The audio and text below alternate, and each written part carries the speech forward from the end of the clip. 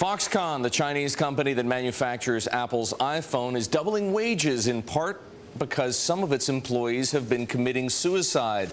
All of this highlights the pressure to raise wages in China. We partnered with the Financial Times to bring you Lex on Bloomberg so you can get a sneak peek at the FT's flagship column. A day early, Ben McLannahan is with us live from Hong Kong this morning. Ben, it can't only be Foxconn. What other Chinese companies, or at least companies in China, are under pressure to raise wages as the economy hums along? Yeah, at the moment, it's funny. It doesn't seem to be Chinese domestic companies that are suffering. It's the overseas subsidiaries of Taiwanese, of Hong Kong, of US companies and Japanese companies that are really experiencing pressure. Honda is one. There's also Yum Brands, KFC, which is a big fast food retail outlet in China with about 2,000 stores.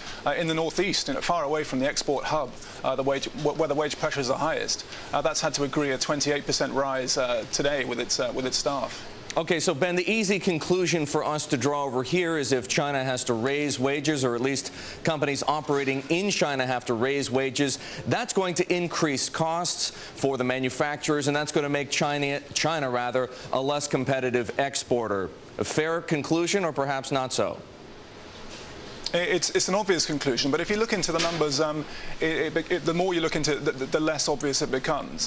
There's certainly plenty of scope for companies to increase salary costs. If you look at Foxconn International, listed in Hong Kong, for example, direct staff costs, excluding pensions, are about 7% of the overall inventory cost last year. So the raw materials that it's inputting have a much greater effect on its net margins than that. And if you look at a supplier like Shenzhou International, which supplies Uniqlo of Japan and also Nike of the US, thanks to labour productivity gains over the past few years, its margins are about double the supposedly magnificent international giants that it services. Well, there's tremendous competition, though, for China from other countries in Southeast Asia, from India. What is it that the Chinese have going for them, in addition to what you just described, that's going to help them keep the leadership position as an exporter? Yeah, well, for the past few years, they've had this structural excess of labour, which has helped keep inflation down and wages low, and that still is very much the case, especially in the interior, where there's a bigger pool of labour. And China, over the past few years, has built up sufficient know-how to manage supply chains. So if wage inflation does become a bit of an issue, they can outsource, they can subcontract to cheaper countries like Bangladesh.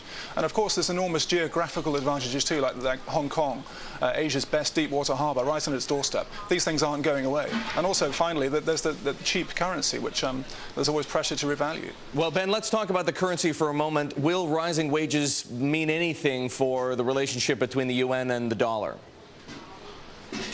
Well, the Ministry of Commerce has always argued that if you raise effective wages, that's an effective strengthening of the currency. But I think tomorrow's data on exports showing 50% rise, as Scarlett was saying, that's been leaked, and that's probably true. That'll just increase pressure externally, politically, for China to do something. But of course, there's if you do raise wages, that's an effective increase. And if you look at the forward markets, for the past few months, they've been pricing in a 3 or 4% strengthening against the US dollar over the next 12 months, and that's shrunk as the euro has weakened to about 1.5%. And since all this troubles kicked off with unions and with workers, it's now down to about 60 basis points.